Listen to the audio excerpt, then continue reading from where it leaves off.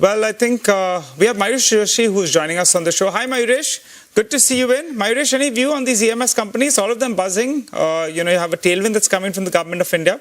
And also you have some of these notes coming in from HSBC as well as Investec. What's the pick of the pack for you?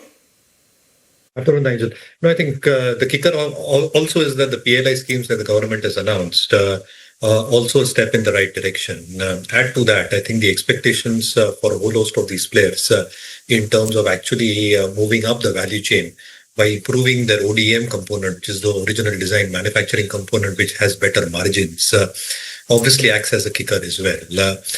Out of the lot, again, I think Dixon has the Vivo JV with it, which can have a significant impact in terms of the volumes that they probably produce, the margins at the facilities that they're probably going to use, and expectations of value-added products. However, I think within the pack itself, SYRMA SGS, I think is far more diversified in our opinion.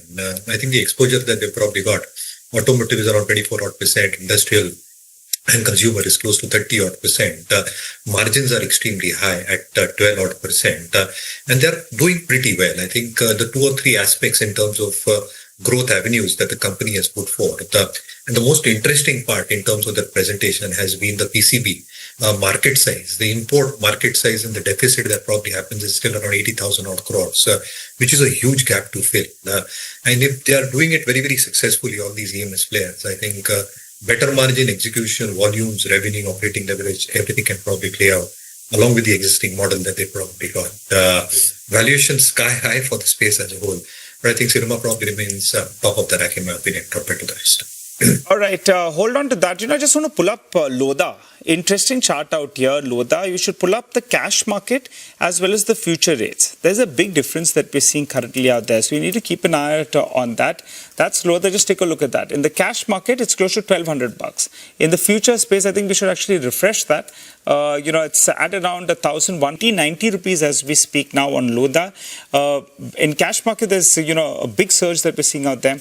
And that's what we're seeing in terms of the futures. Let's pull up the cash market now. It's close to around 1,200 rupees. Big spike is what we're seeing on that particular one. So keep an eye out on that. We'll have to keep an eye out to see whether or not there are some names coming into this one as well. Volumes very, very large in the cash market. And there's a big... It has been Phoenix Mills for a long period of time. And as a disclaimer, I think we continue holding that stock in our global portfolios. The kind of growth that Phoenix has probably displayed across all its sub-segments, the retail component, the expansion from 11.5 million square feet, expected to be around 14 million square feet exit 27 and close to 18 million square feet exit FY30. Similar to their entire offices space from 5 million to almost 9 odd million over the next 4 years. The hotels are doing reasonably okay.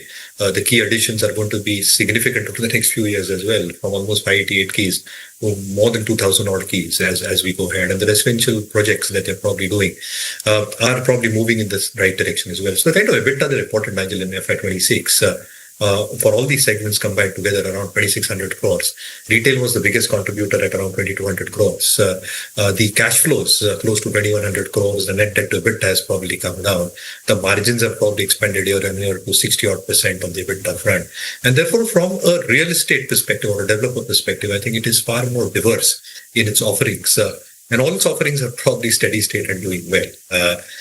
So again, Phoenix is something that probably stays top of the pack. Obviously, it's meta target price as far as the research report is concerned. But I think the momentum in terms of numbers might still continue being very, very strong. The pack has derated significantly. What are your expectations going into this particular earnings season?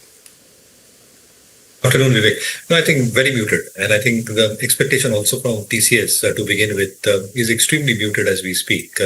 And therefore, I think the management commentary, specifically in terms of the air revenues that TCS posts in excess of $2 billion, what plan do they have in place? Common underlying thread that happens to most IT companies as we speak for this result season. So again, no great expectations from TCS or the sector as a whole as far as the earnings delivery is concerned. Well, completely get your point, and the markets too are seeming to position themselves for no great expectations as far as IT companies are concerned, especially TCS that will come out with its results today. What you're looking at is, I think the competition is intense, and it might intensify even more down the line with the major payment players like Amazon probably coming in. There are some plans that all of us are reading about on what Reliance Retail is expected to do. And even the bigger retail chains having their own delivery options probably being worked out. In this scenario, I think the two positive factors for both Eternal and Swiggy is that they've got plenty of cash loaded onto their balance sheet. They've been very, very aggressive in terms of the dark store openings. And therefore, I think as a first mover advantage, I think they are already there in terms of touch points as far as the delivery centers are concerned. However, I think from a balance sheet and an investor perspective, how much of an expansion does really take place in terms of margins, the profitable growth on a more consistent manner? Because I think these businesses are businesses where as competition comes in, you will have to even pump in more money and probably sacrifice some of your margins from an immediate near to medium term perspective. And that is a cause of concern in terms of the valuations that they're already trading at. And therefore, we're carrying a neutral view of these times. Been achieved out there, Hormaz.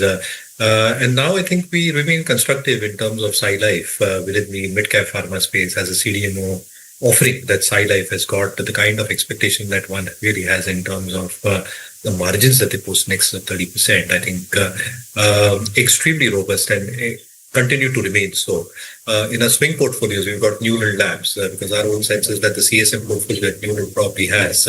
And again, the margins that they work out at around close to 30% very, very strong balance sheet. And they've got almost 98 drugs in the pipeline, either in stage 1, 2, 3 in terms of clinical trials. So as monetization probably happens in key niche areas, I think a couple of these names out of the entire pharma space, in our opinion, the CDM stroke CSM space, a tad bit more attractively listed.